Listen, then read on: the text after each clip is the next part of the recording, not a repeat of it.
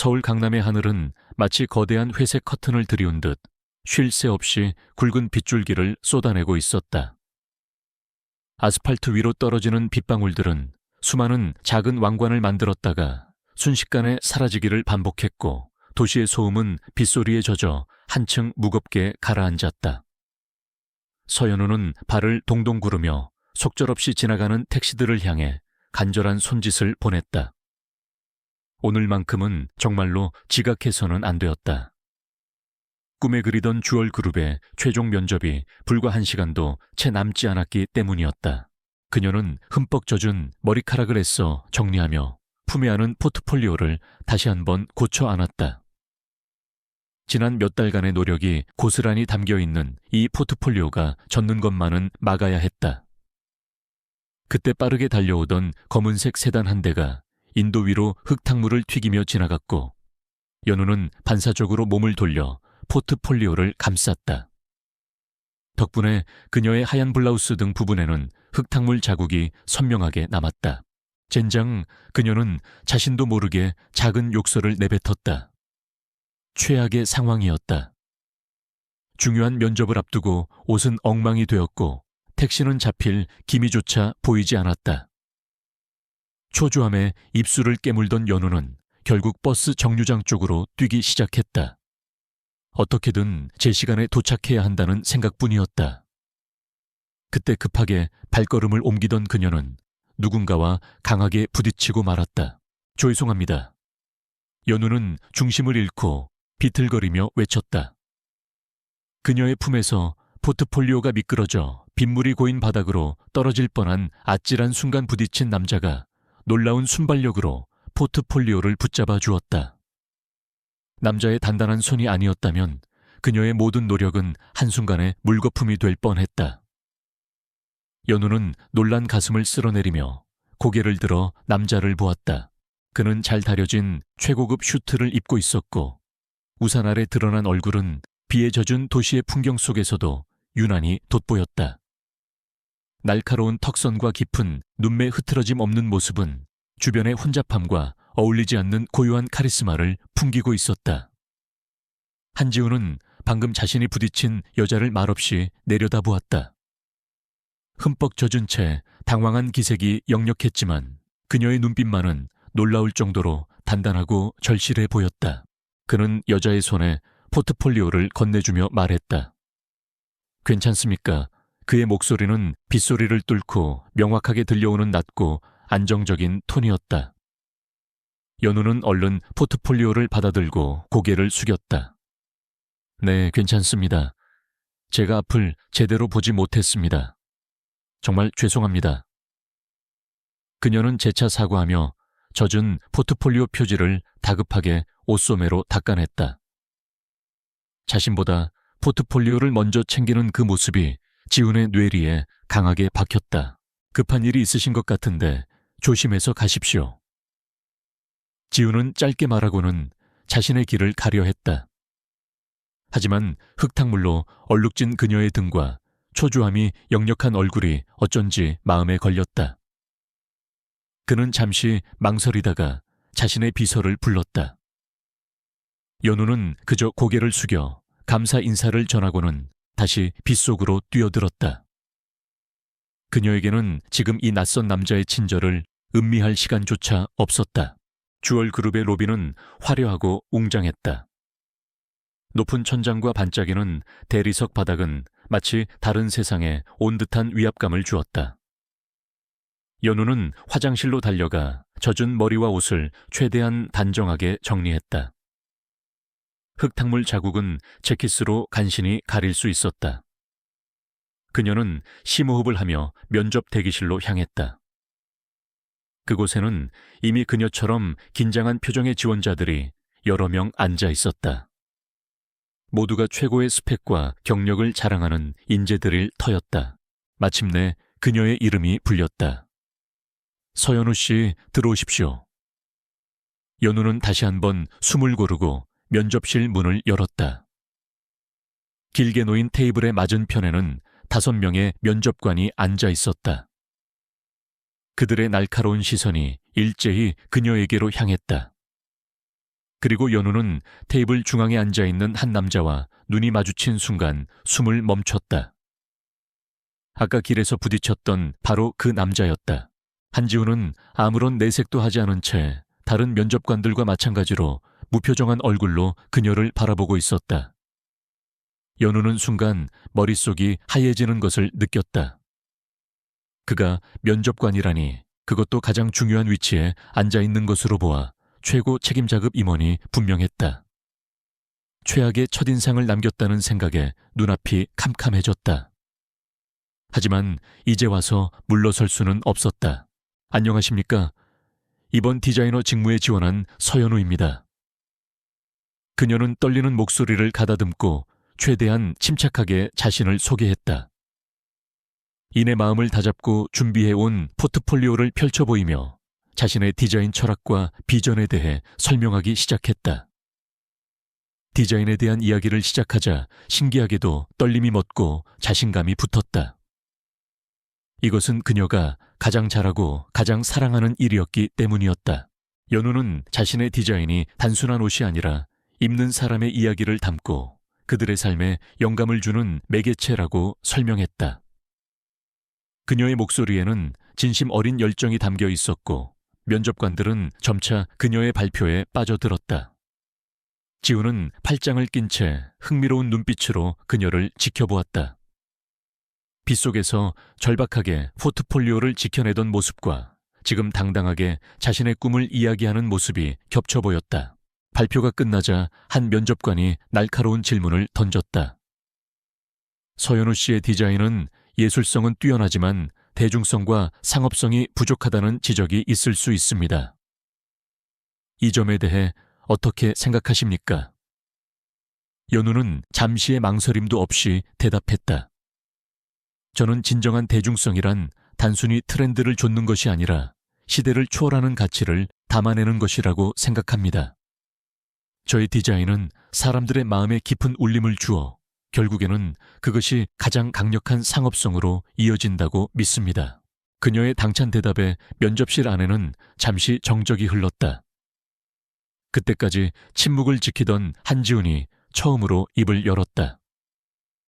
포트폴리오 마지막 페이지에 있는 재생 사회성이라는 주제의 디자인이 인상 깊군요. 어떤 의도로 디자인한 것인지 설명해 주시겠습니까? 그의 목소리는 여전히 낮고 차분했지만 질문에는 무언가 사람을 꿰뚫어 보는 듯한 힘이 있었다. 연우는 그의 눈을 똑바로 바라보며 대답했다. 재생은 버려진 것들 혹은 상처받은 것들이 가진 아름다움에 대한 이야기입니다. 저는 오래된 옷감이나 부서진 장신구 같은 것들에서 새로운 생명력을 발견하곤 합니다. 과거의 상처나 실패가 끝이 아니라 오히려 더 성숙하고 아름다운 시작이 될 수 있다는 메시지를 담고 싶었습니다. 그녀의 말에는 그녀 자신의 경험이 녹아있는 듯한 깊은 진정성이 묻어났다. 지우는 더 이상 질문하지 않고 가볍게 고개를 끄덕였다. 그의 작은 행동 하나에 다른 면접관들의 표정도 미묘하게 변하는 듯했다. 면접이 끝나고 밖으로 나온 연우는 다리에 힘이 풀리는 것을 느꼈다. 모든 것을 쏟아부었지만 결과는 예측할 수 없었다. 특히 그 남자의 존재가 계속 마음에 걸렸다. 그가 자신을 어떻게 평가했을지 도무지 짐작할 수 없었다. 회사를 나서자 비는 아침보다 더욱 거세져 있었다.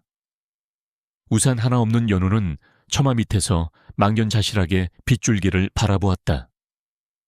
그때 익숙한 검은색 세단 한 대가 그녀 앞에 멈춰 섰다. 뒷좌석의 창문이 스르르 내려가고 아까 그 남자의 얼굴이 다시 나타났다. 서연우 씨, 그가 그녀의 이름을 불렀다. 연우는 깜짝 놀라 그를 쳐다보았다. 그가 자신의 이름을 어떻게 아는 것일까? 타십시오. 방향이 같으면 태워다 드리겠습니다. 지훈의 말은 명령이라기보다는 거절하기 어려운 제안에 가까웠다. 연우는 잠시 망설였다. 이렇게 높은 사람의 차를 얻어 타는 것은 너무나 부담스러운 일이었다. 하지만 빗속에서 하염없이 기다릴 수도 없는 노릇이었다. 아닙니다. 괜찮습니다. 곧 버스가 올 겁니다. 그녀는 정중하게 거절했다. 이 비의 버스를 기다리다간 감기에 걸리기 십상입니다. 사양하지 말고 타세요. 지훈의 단호한 말투에 연우는 더 이상 거절할 명분을 찾지 못했다. 그녀는 조심스럽게 차 문을 열고 뒷좌석에 올랐다. 차 안은 바깥 세상의 비바람이 거짓말인 것처럼 고요하고 아늑했다. 은은한 가죽 냄새와 낮은 클래식 음악이 흐르고 있었다. 지훈은 운전기사에게 부드럽게 말했다. 출발하게. 차는 부드럽게 미끄러지며 도로 위를 달리기 시작했다. 어색한 침묵이 흘렀다. 연우는 어떻게 해야 할지 몰라 꼿꼿하게 앉아 창밖만 바라보았다. 먼저 침묵을 깬 것은 지훈이었다. 오늘 면접은 어땠습니까? 많이 긴장한 것 같던데. 그의 질문에 연우는 몸을 살짝 돌려 그를 향해 앉았다. 네, 조금 긴장했습니다. 좋은 기회라고 생각해서 꼭 합격하고 싶었습니다. 스스로는 만족스러웠습니까? 지훈이 다시 물었다. 그의 질문은 단순한 안부가 아니라 그녀의 자기평가를 듣고 싶어 하는 듯했다. 후회 없이 제가 가진 생각들을 모두 말씀드렸다고 생각합니다. 결과는 겸허하게 기다려야겠지요. 연우는 솔직하게 대답했다. 그녀의 차분한 대답에 지훈은 희미한 미소를 지었다. 빗속에서 허둥대던 모습과는 또 다른 단단한 내면이 느껴졌다. 집이 어디십니까? 운전기사의 질문에 연우는 잠시 망설이다가 자신의 동네 이름을 말했다.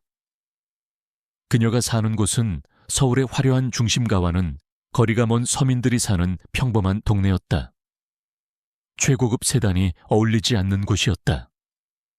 지훈은 그녀가 말한 주소를 듣고도 아무런 표정 변화가 없었다. 그는 그저 창밖을 바라보며 무언가 생각에 잠겨 있는 듯했다. 차가 익숙한 동네 골목으로 접어들자 연우는 마음이 조금 불편해졌다. 자신의 초라한 현실을 너무나 높은 사람에게 들켜버린 기분이었다. 마침내 낡은 빌라 건물 앞에 차가 멈췄다.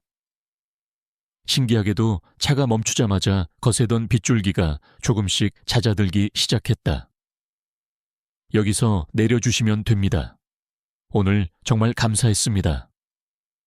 연우는 서둘러 차에서 내리려고 했다. 잠깐만요. 지훈이 그녀를 불렀다. 그는 무언가 할 말이 있는 듯 보였다. 연우는 긴장하며 그를 바라보았다. 오늘 면접관으로 만났던 사람은 주얼그룹의 회장 한지훈입니다. 앞으로 회사에서 보게 될 수도 있겠군요. 그는 마치 아무것도 아니라는 듯 담담하게 자신의 신분을 밝혔다. 연우는 순간 머리를 한 대 맞은 듯 멍해졌다.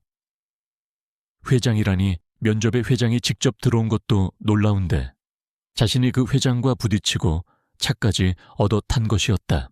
회장님, 정말 죄송합니다. 제가 아침에 큰 실례를 범했습니다. 연우는 얼굴이 새빨개져서 어쩔 줄 몰라 했다. 지훈은 그런 그녀의 반응이 재미있다는 듯 입가에 다시 한번 옅은 미소를 띄었다. 실례라고 생각하지 않습니다. 오히려 서연우 씨의 열정이 인상 깊었습니다. 자신의 결과물은 자신보다 소중히 여기는 디자이너라 흔치 않으니까요. 그의 칭찬에 연우는 더욱 몸둘 바를 몰랐다. 그럼 조심히 들어가십시오. 지훈의 말에 연우는 엉거주춤 차에서 내렸다. 오늘 정말 감사했습니다, 회장님. 안녕히 가십시오. 그녀는 차가 보이지 않을 때까지 허리를 숙여 인사했다. 차가 골목을 완전히 빠져나간 후에야 그녀는 긴 한숨을 내쉬며 집으로 들어갔다. 꿈을 꾼 것만 같은 하루였다. 그리고 그날 저녁 그녀는 주얼그룹으로부터 최종 합격 통보를 받았다. 차 안에서 한지훈은 비서에게 전화를 걸었다. 서연우 씨에 대한 자료 다시 한번 자세히 검토해서 보고하게. 그리고 입사 절차에 차질이 없도록 신경 쓰도록. 전화를 끄는 그는 창밖으로 멀어지는 연우의 동네를 바라보았다. 낡고 소박한 풍경 속에서 그는 무언가 특별한 원석을 발견한 듯한 예감에 휩싸였다. 상처를 통해 재생을 이야기하던 그녀의 눈빛이 오랫동안 그의 마음속에 머물렀다. 주얼그룹의 디자인 부서는 젊고 역동적인 에너지로 가득 차 있었다. 전면 유리창을 통해 들어오는 눈부신 햇살이 사무실 구석구석을 비추었고, 디자이너들은 최신형 태블릿 위에서 자유롭게 아이디어를 교환하며 창의적인 분위기를 만들어냈다. 서연우는 자신의 자리에 앉아 이 모든 풍경을 벅찬 마음으로 바라보았다. 모든 것이 새롭고 희망에 차 있었다. 이곳에서라면 과거의 아픈 기억들을 잊고 오롯이 디자이너 서연우로서 다시 태어날 수 있을 것만 같았다. 팀장은 그녀를 동료들에게 소개하며 따뜻하게 환영해 주었다. 서연우 씨는 이번에 우리가 야심차게 영입한 인재입니다. 다들 잘 도와주세요. 동료들은 호기심 어린 눈으로 그녀를 바라보며 반갑게 인사를 건넸다. 대부분 비슷한 또래였기에 어색함은 금방 사라졌다. 연우는 새로운 환경에 빨리 적응하기 위해 맡겨진 업무 자료를 꼼꼼히 검토하며 일에 몰두하기 시작했다. 그녀의 집중력은 타의 추종을 불허했다. 오후가 되었을 때 팀장의 내선 전화가 울렸다. 전화를 받은 그의 얼굴이 살짝 굳어지는가 싶더니 이내 놀란 표정으로 연우를 돌아보았다. 서연우 씨, 회장님께서 찾으십니다. 지금 바로 회장실로 올라가 보세요. 그 말에 사무실 전체에 순간적인 정적이 흘렀다. 신입 디자이너를 회장이 첫날부터 직접 호출하는 것은 극히 이례적인 일이었기 때문이었다. 동료들의 수군거림이 등 뒤로 느껴졌다. 연우는 긴장된 마음으로 최고층에 위치한 회장실로 향했다. 거대한 원목문 앞에서 심호흡을 한 그녀는 조심스럽게 문을 두드렸다. 들어오세요. 안에서 들려온 한지훈의 목소리는 여전히 차분했다. 문을 열고 들어선 순간 연우는 압도적인 공간감에 잠시 할 말을 잃었다. 사무실이라기보다는 잘 꾸며진 갤러리 같았고, 한쪽 벽면 전체를 차지한 유리창 너머로 서울의 정형이 파노라마처럼 펼쳐져 있었다. 한지훈은 창가에 서서 도시를 내려다보고 있다가 그녀를 향해 몸을 돌렸다. 면접 때와는 다른 조금 더 편안한 차림이었지만 특유의 카리스마는 여전했다. 앉아요, 서연우 씨. 첫날인데 일은 할 만합니까? 그는 맞은편 소파를 가리키며 부드럽게 말했다. 그의 배려에 연우는 긴장이 조금 풀리는 것을 느끼며 소파에 조심스럽게 앉았다. 네, 회장님. 팀장님과 동료분들께서 많이 도와주셔서 잘 적응하고 있습니다. 그녀는 최대한 정중하고 침착하게 대답했다. 지우는 그녀의 맞은편에 앉으며 비서가 나온 따뜻한 차를 권했다. 다행이군요. 나는 서연우 씨가 우리 주얼그룹에서 자신의 능력을 마음껏 펼치기를 바랍니다. 혹시 업무상 어려운 점이 있다면 언제든 직접 내게 이야기해도 좋습니다. 파격적인 제안이었다. 그는 연우의 포트폴리오를 자신의 책상 위에 펼쳐놓고 있었다. 특히 나는 서연우 씨의 재생이라는 테마에 큰 기대를 걸고 있습니다. 그것은 우리 그룹이 앞으로 나아가야 할 방향과도 일치합니다. 단순한 아름다움을 넘어 이야기가 있는 패션을 만드는 것 말입니다. 그는 단순한 경영자가 아니라 디자인에 대한 깊은 이해와 철학을 가진 파트너처럼 이야기했다. 연우는 그의 말에 깊은 감명을 받았다. 자신의 디자인 세계를 이토록 정확하게 이해해주는 사람을 만난 것은 처음이었다. 과분한 칭찬이십니다, 회장님. 저의 작은 아이디어에 그런 큰 의미를 부여해 주셔서 감사합니다. 최선을 다해 회장님의 기대에 부응하겠습니다. 그녀의 목소리에는 진심 어린 존경과 감사가 담겨 있었다. 두 사람의 대화는 디자인과 미래에 대한 비전으로 자연스럽게 이어졌다. 회장실에서 나온 연우의 마음은 복잡했다. 한지훈이라는 인물은 생각했던 것보다 훨씬 더 크고 깊은 사람이었다. 그의 인정과 기대는 디자이너로서 더 없는 영광이었지만 동시에 엄청난 부담감으로 다가왔다. 사무실로 돌아오자 동료들의 시선이 전보다 더 노골적으로 그녀에게 쏠리는 것이 느껴졌다. 회장님이랑 무슨 얘기했어요? 완전 대박이다. 한 동료가 부러움이 섞인 목소리로 물었다. 연우는 그저 업무에 관한 이야기였다고 얼버무렸다. 불필요한 오해를 사고 싶지 않았다.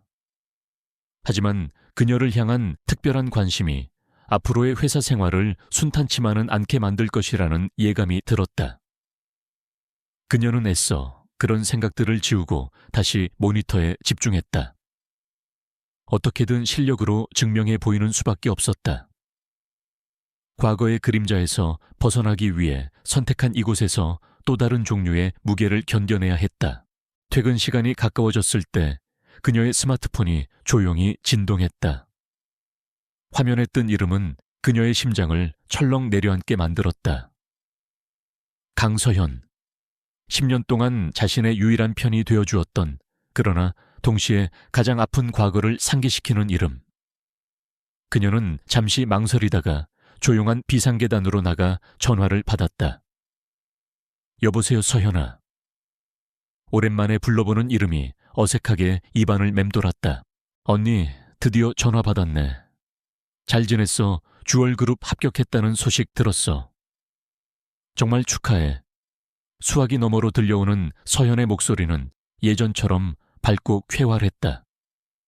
하지만 그 밝음 뒤에 숨겨진 불안감을 연우는 느낄 수 있었다. 고마워.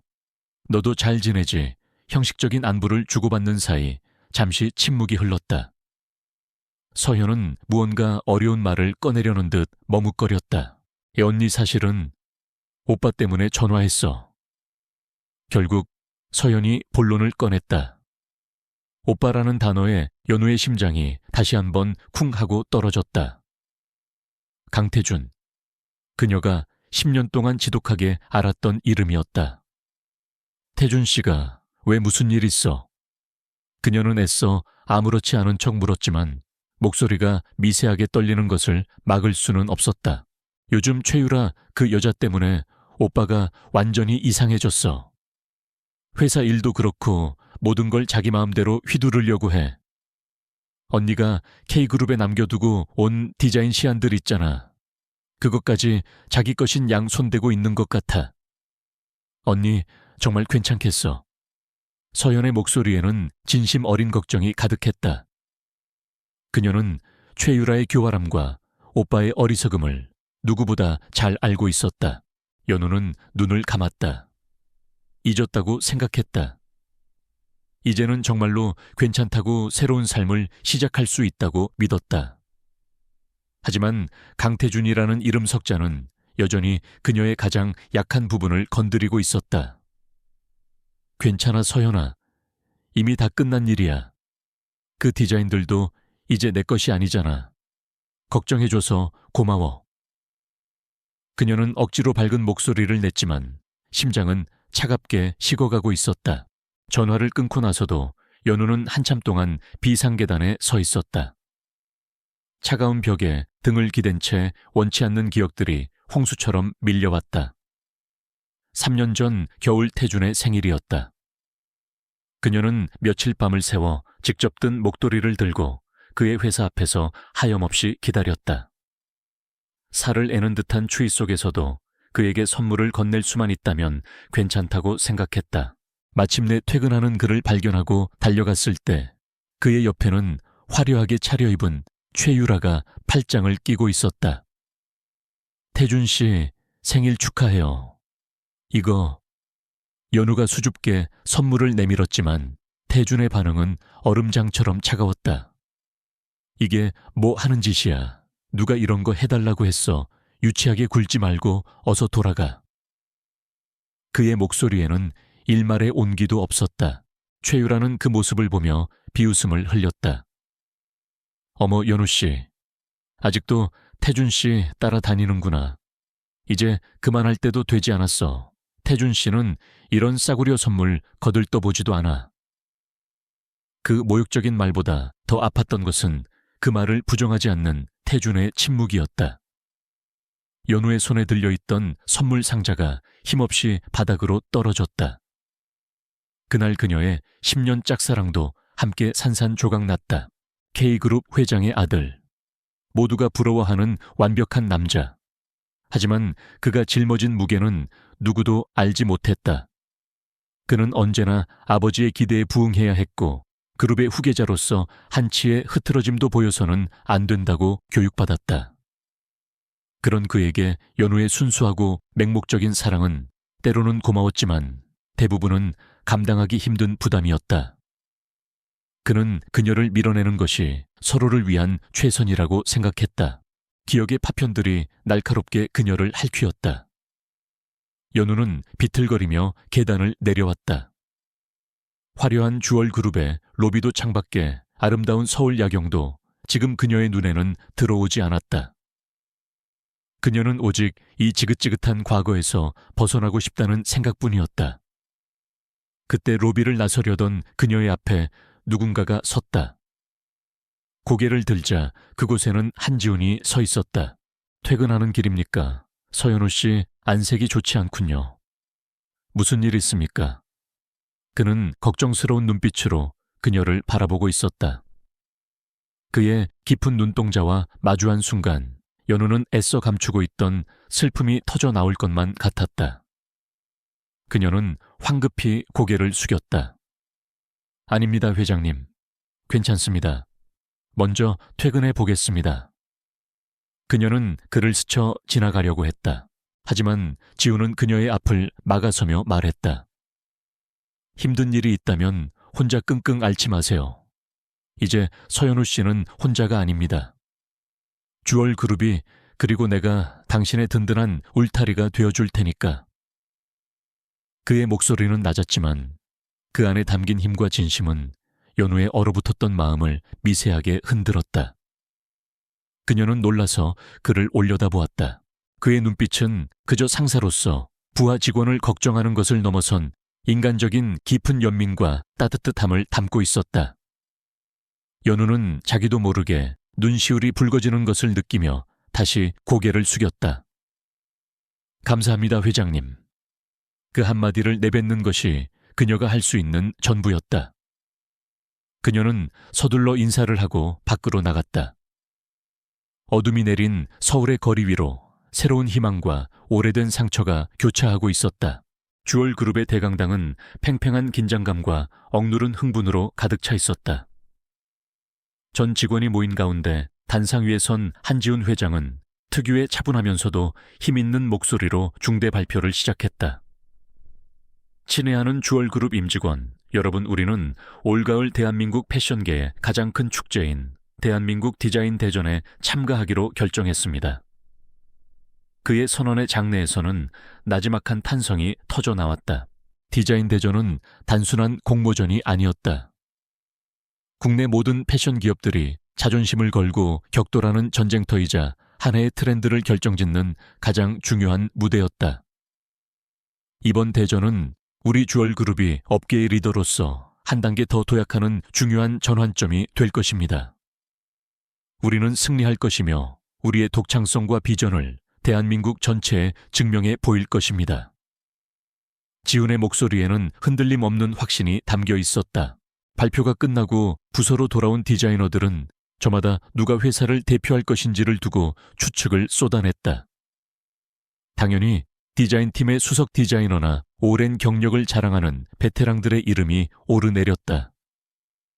아무도 입사한 지 한 달도 차이 되지 않은 신입 서연우의 이름은 입에 올리지 않았다. 그녀 역시 자신과는 상관없는 일이라고 생각하며 묵묵히 자신의 업무에만 집중하고 있었다. 하지만 그날 오후 연우는 다시 한번 회장실로 호출되었다. 익숙해질 법도 한데 여전히 거대한 회장실의 문은 그녀를 압도했다. 한지훈은 그녀를 기다렸다는 듯 책상 위에 펼쳐진 디자인 서적들을 정리하고 있었다. 서연우 씨 오전에 있었던 발표는 들었겠죠. 그가 먼저 입을 열었다. 네, 회장님. 들었습니다. 연우는 꼿꼿한 자세로 서서 대답했다. 이번 디자인 대전을 이끌어갈 디자이너로 나는 서연우 씨를 생각하고 있습니다. 지훈의 말은 폭탄 선언과도 같았다. 연우는 자신의 귀를 의심하며 눈을 동그랗게 떴다. 네, 하지만 회장님, 저는 이제 갓 입사한 신입일 뿐입니다. 저보다 훨씬 훌륭한 선배님들이 많이 계십니다. 그녀는 당황스러움과 부담감에 자신도 모르게 뒷걸음질 쳤다. 지우는 부드럽게 미소 지으며 그녀를 안심시켰다. 경력이나 직급은 중요하지 않습니다. 내가 본 것은 서연우 씨의 가능성입니다. 당신의 디자인에는 사람의 마음을 움직이는 힘이 있어요. 나는 틀에 박힌 디자인이 아니라 세상을 놀라게 할 새로운 이야기를 원합니다. 그리고 그 이야기를 가장 잘 풀어낼 사람은 바로 당신이라고 믿습니다. 그의 눈빛은 절대적인 신뢰를 담고 있었다. 그는 재생이라는 테마를 다시 언급하며 그녀에게 이번 대전의 컨셉에 대한 전적인 권한을 위임하겠다고 말했다. 회사의 지원을 아끼지 않을 것이니 오직 자신의 감각과 철학을 믿고 자유롭게 창작 활동에만 매진하라는 것이었다. 이것은 신입 디자이너에게는 상상조차 할 수 없는 파격적인 기회였다. 연우의 가슴 속에서 뜨거운 무언가가 끓어오르기 시작했다. 두려움과 함께 자신의 모든 것을 걸어보고 싶다는 강렬한 열망이 솟아올랐다. 회장님의 믿음에 보답할 수 있도록 제 모든 것을 걸겠습니다. 기회를 주셔서 정말 감사합니다. 그녀는 떨리는 목소리로 그러나 단호하게 대답했다. 그녀의 눈빛에서 결의를 읽은 지우는 만족스러운 표정으로 고개를 끄덕였다. 마침내 잠재력을 알아주는 사람을 만난 원석과 그 원석이 발산할 눈부신 빛을 예견하는 감정사의 교감과도 같은 순간이었다. 연우가 프로젝트 총괄 디자이너로 임명되었다는 소식은 순식간에 회사 전체로 퍼져나갔다. 예상대로 반응은 극과 극으로 나뉘었다. 일부는 회장의 안목을 칭찬하며 그녀의 재능에 대한 기대감을 표했지만 대부분은 노골적인 질투와 의혹의 시선을 보냈다. 역시 뭔가 있다니까. 회장이 저렇게까지 밀어주는 걸 보면 보통 사인은 아닐 거야. 휴게실에서 들려오는 험담이 연우의 귀에 날아와 박혔다. 그녀는 애써 태연한 척했지만 마음 한구석이 서늘해지는 것은 어쩔 수 없었다. 증명해야만 했다. 실력으로 모든 억측과 편견을 잠재워야 했다. 그날부터 연우는 밤낮을 가리지 않고 디자인에만 몰두했다. 그녀는 자신만의 작은 작업실에서 수백 장의 스케치를 그리고 지우기를 반복하며 오직 대전에서 선보일 단 하나의 완벽한 컬렉션을 위해 영혼을 불태웠다. 한편 K그룹의 본사는 얼음장 같은 분위기에 휩싸여 있었다.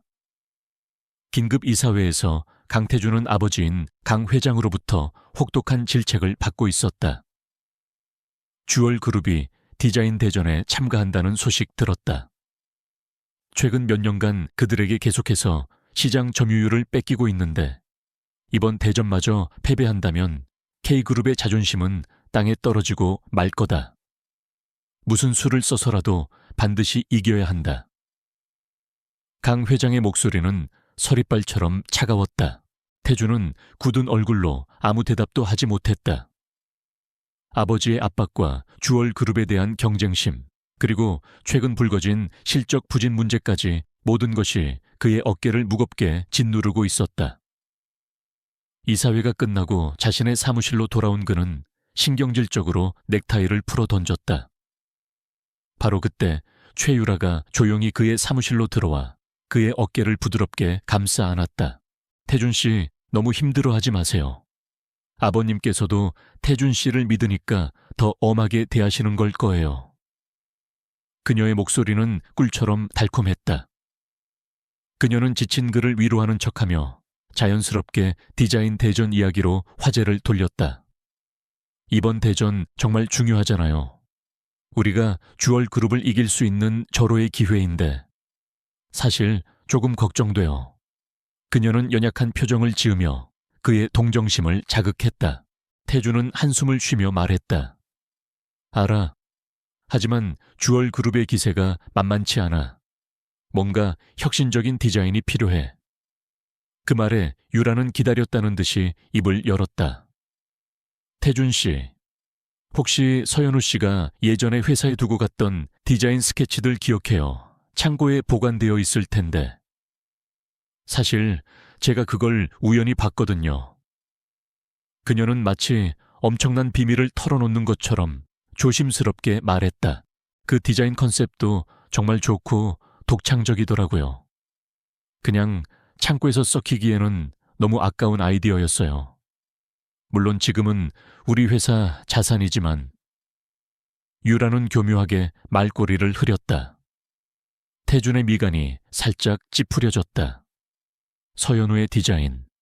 그것은 그녀의 분신과도 같다는 것을 그 역시 알고 있었다. 하지만 승리에 대한 조급함이 그의 이성을 마비시키기 시작했다. 유라는 그의 흔들리는 눈빛을 놓치지 않고 쐐기를 박았다. 제가 그 아이디어를 바탕으로 조금 더 발전시켜보면 어떨까요? 물론 원작자가 누군지는 아무도 모를 거예요. 그냥 잊혀진 회사의 자산을 되살려낸 것일 뿐이죠. 우리가 이기기만 한다면 과정이 무슨 상관이겠어요. 안 그래요, 태준 씨? 그녀의 속삭임은 뱀의 유혹처럼 그의 귓가를 파고들었다. 태준은 갈등했다. 한편에서는 비겁한 짓이라는 양심의 목소리가 들려왔고, 다른 한편에서는 어떻게든 이겨야 한다는 오만함이 그를 부추겼다. 서연우에 대한 미안함과 그녀가 자신을 떠나 경쟁사인 주얼 그룹으로 갔다는 사실에 대한 묘한 배신감이 뒤섞였다. 결국 승리에 대한 욕망이 그의 마지막 남은 도덕성을 집어삼켰다. 마음대로 해. 대신 그 디자인의 출처에 대해서는 절대 누구도 알아서는 안 돼. 그의 허락이 떨어지자 최유라의 입가에 누구도 보지 못하는 승리의 미소가 번졌다. 그녀는 태준을 품에 안으며 말했다. 걱정 마세요, 태준 씨. 제가 반드시 태준 씨를 이번 대전의 승리자로 만들어 드릴게요. 그녀의 품에 안긴 채 태준은 애써 서연우의 얼굴을 머릿속에서 지워버렸다. 이것은 비즈니스일 뿐이라고, 냉정한 승부의 세계에서는 어쩔 수 없는 선택이라고 스스로를 합리화했다. 그 시각 서연우는 자신의 작업실에서 밤을 새우고 있었다. 벽면 가득 그녀의 새로운 디자인 스케치들이 붙어 있었고, 그녀의 눈은 창작의 열기로 붉게 충혈되어 있었다. 과거의 아픔을 딛고 재생하는 나비의 날갯짓을 형상화한 눈부시게 아름다운 디자인이 그녀의 손끝에서 서서히 모습을 드러내고 있었다. 그녀는 완전히 새로운 시작을 꿈꾸고 있었다. 반면 K그룹의 어두운 디자인실에서는 최유라가 서연우가 남긴 낡은 스케치 위에 자신의 선을 더씹히고 있었다. 그녀는 연우의 순수한 열정이 담긴 디자인을 자신의 야망을 채우기 위한 도구로 변질시키고 있었다. 그녀는 원본의 핵심적인 라인 몇 개를 교묘하게 비틀고 색감을 더 화려하게 바꾸며 마치 자신의 창작물인 것처럼 꾸몄다. 그녀의 얼굴에는 비열한 만족감이 가득했다. 운명의 톱니바퀴는 이제 돌이킬 수 없는 방향으로 굴러가기 시작했다. 대한민국 디자인 대전의 결선이 열리는 그랜드홀은 패션계의 별들이 모두 모인 화려한 은하수와 같았다. 수많은 카메라 플래시가 쉴 새 없이 터졌고, 우아하게 차려입은 관객들은 기대에 찬 얼굴로 쇼의 시작을 기다렸다. 방송사 카메라는 무대와 심사위원석, 그리고 맨 앞줄에 앉은 주요 인사들의 얼굴을 분주하게 훑었다. K그룹의 강태준과 주얼그룹의 한지훈이 나란히 앉아있는 모습은 그 자체만으로도 팽팽한 긴장감을 자아냈다. 사회자의 우렁찬 목소리가 장내에 울려 퍼졌다. 이제 올 한 해 대한민국 패션의 미래를 이끌어갈 디자이너들의 꿈의 무대, 그 마지막 경연을 시작하겠습니다. 관객석에서 뜨거운 박수가 터져 나왔다. 몇몇 디자이너들의 쇼가 끝나고 마침내 사회자가 주얼그룹의 이름을 호명했다. 다음은 이번 대전에 가장 주목받는 신예 디자이너입니다. 주얼그룹의 서연우 디자이너를 힘찬 박수로 맞아주십시오. 무대 뒤에서 대기하던 연우는 눈을 감고 깊은 숨을 내쉬었다. 지난 몇 달간의 노력이 주마등처럼 스쳐 지나갔다. 이것은 단순히 그녀 개인의 무대가 아니었다. 자신을 믿어준 한지훈 회장과 주얼그룹의 명예가 걸린 무대였다. 할 수 있어, 서연우. 그녀는 스스로에게 속삭이며 결연한 표정으로 무대 옆 스크린을 응시했다. 마침내 조명이 어두워지고 몽환적인 음악이 흐르기 시작했다. 첫 번째 모델이 런웨이 위로 걸어 나왔을 때 관객석에서는 나지막한 탄성이 터져 나왔다. 연우의 컬렉션 주제는 나비의 재생 자이셩이었다. 상처 입고 버려진 고치 속에서 모든 것을 이겨내고 마침내 화려하게 날갯짓하는 나비의 일생을 패션으로 승화시킨 작품들이었다. 낡은 데님과 실크 부서진 보석들이 조화롭게 어우러져 세상에 없던 새로운 아름다움을 창조해내고 있었다. 쇼가 클라이맥스로 치달을수록 관객들의 감탄은 더욱 커져만 갔다. 마지막으로 순백의 드레스를 입은 모델이 등장했을 때 그것은 마치 역경을 딛고 부활한 여신의 모습과도 같았다. 음악이 멈추고 모든 모델들이 무대 위에 정렬하자 우레와 같은 박수갈채가 쏟아졌다. 심사위원들은 감동과 흥분을 감추지 못한 채 서로 의견을 교환했고 몇몇은 기립박수를 보내기도 했다. 무대 뒤에서 이 모든 것을 지켜보던 연우의 눈가에 뜨거운 눈물이 맺혔다. 해냈다는 성취감과 벅찬 감동이 온몸을 휘감았다. 맨 앞줄에 앉은 한지훈이 그녀가 있는 방향을 보며 자랑스러운 미소와 함께 고개를 끄덕여 주었다. 그 순간만큼은 세상의 모든 것이 완벽해 보였다. 마침내 과거의 상처를 딛고 디자이너로서 완벽하게 다시 태어난 것만 같았다. 환호성이 잦아들고 사회자가 다음 순서를 소개했다. 정말 경이로운 무대였습니다. 과연 이 감동을 뛰어넘을 또 다른 무대가 나타날 수 있을까요? 다음 참가자는 K그룹의 최유라 디자이너입니다. 최유라는 무대 뒤에서 자신만만한 미소를 지으며 런웨이를 향해 걸어 나갔다. 그녀의 쇼가 시작되고 첫 번째 모델이 모습을 드러내는 순간 장내의 공기는 급격하게 얼어붙었다. 웅성거림이 파도처럼 번져나갔다. 방금 전 끝난 서연우의 디자인과 충격적일 정도로 유사했기 때문이었다. 주제부터 디테일한 실루엣, 심지어 소재의 활용 방식까지 누가 보아도 명백한 표절이었다. 두 번째, 세 번째 모델이 연이어 등장하자 의혹은 확신으로 바뀌었다. 관객들은 당혹감을 감추지 못했고 심사위원들의 얼굴은 싸늘하게 굳어졌다.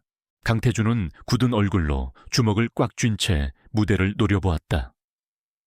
그는 이것이 얼마나 위험한 도박인지 알고 있었다. 하지만 이미 주사위는 던져졌다.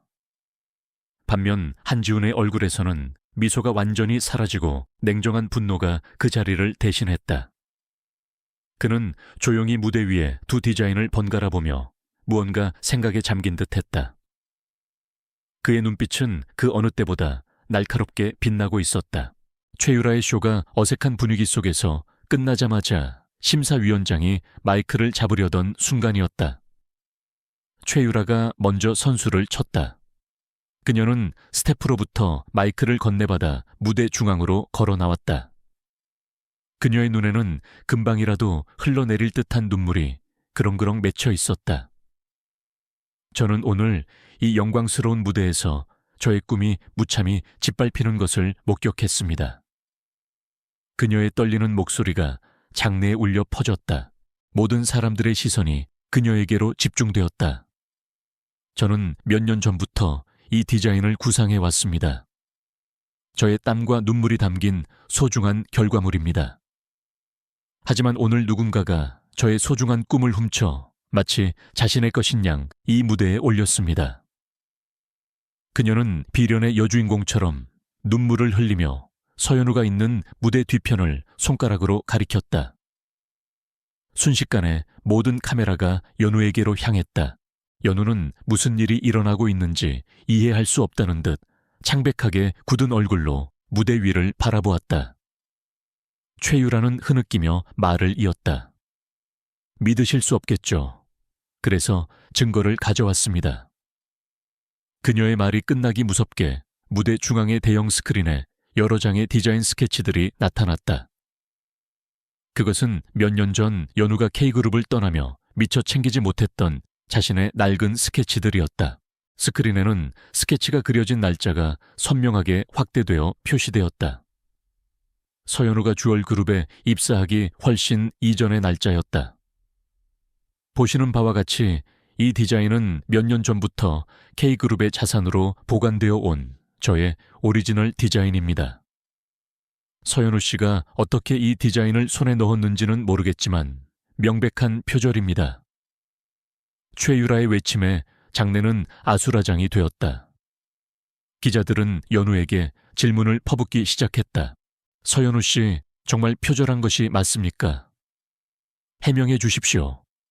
연우는 수많은 플래시 세례 속에서 아무 말도 하지 못한 채 입술만 파르르 떨었다.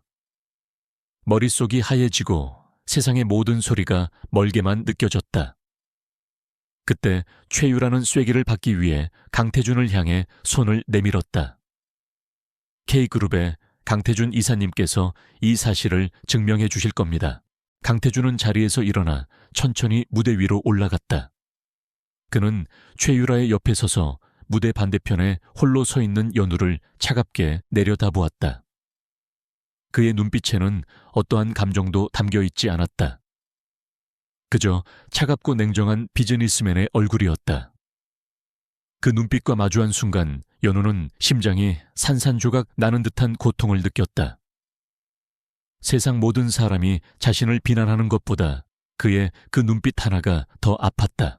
심사위원장이 마이크를 잡고 떨리는 목소리로 물었다. 강태준 이사님, 이것이 사실입니까? 이 디자인이 정말 K그룹에서 먼저 개발한 디자인이라는 것을 증명하실 수 있습니까? 태준은 잠시의 망설임도 없이 연우를 똑바로 응시하며 짧고 단호하게 대답했다. 네, 사실입니다. 그의 목소리는 얼음처럼 차가웠다. 그 한마디가 연우의 세상에 사형 선고처럼 울려 퍼졌다. 10년이었다. 그를 사랑하고 그의 그림자를 좇았던 세월. 그 모든 시간이 부정당하고 그의 손에 의해 자신의 꿈과 명예가 무너져 내리는 순간이었다. 배신감에 눈물이 차올랐지만 연우는 입술을 깨물며 눈물을 참아냈다. 이 비참한 상황에서 눈물까지 보이고 싶지는 않았다. 혼란이 극에 달했을 때 한지훈이 자리에서 일어났다. 그의 얼굴은 차갑게 굳어 있었지만 눈빛은 오히려 침착하게 빛나고 있었다. 그는 경호원들의 제지를 뚫고 천천히 무대를 향해 걸어오기 시작했다. 장내의 모든 시선이 이제 막 무대에 오르려는 그에게로 쏠렸다. 연우는 절망의 끝에서 자신을 향해 다가오는 그를 희미해지는 의식 속에서 바라보았다. 무대 위로 천천히 걸어 나오는 한지훈의 모습에 장내의 모든 소음이 거짓말처럼 잦아들었다. 그의 존재감은 혼란스러운 분위기를 단숨에 압도했다.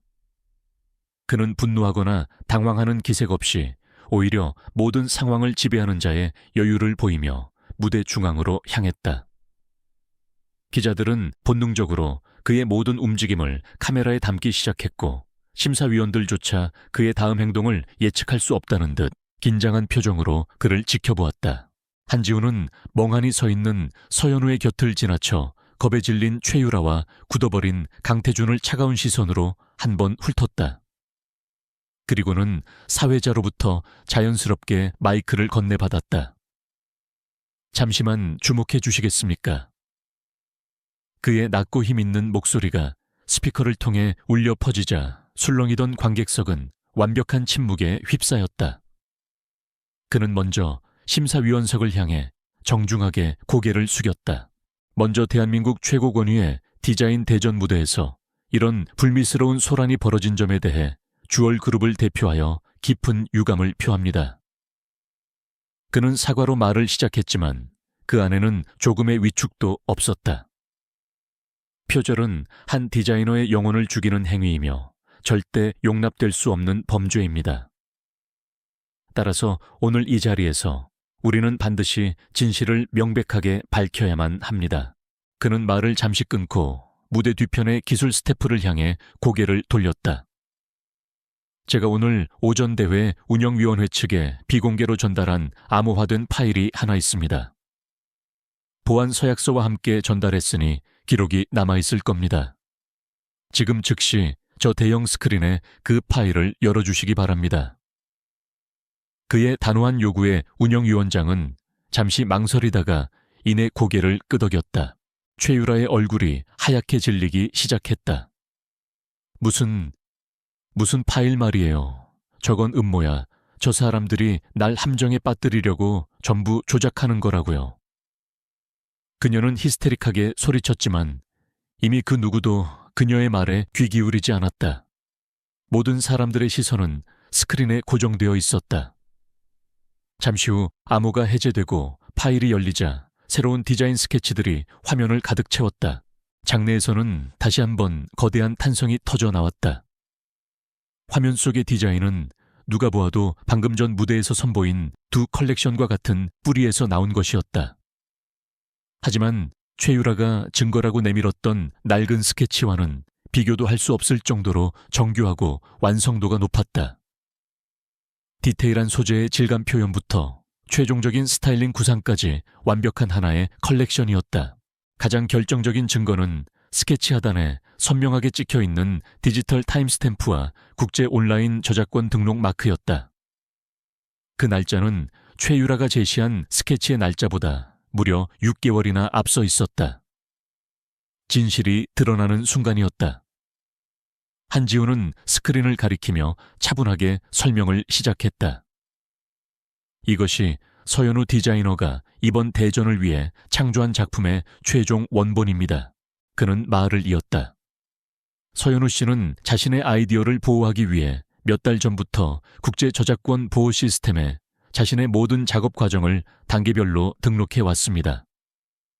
그리고 미스터 G라는 닉네임의 온라인 멘토와 꾸준히 아이디어를 교류하며 이 디자인을 발전시켜 왔습니다.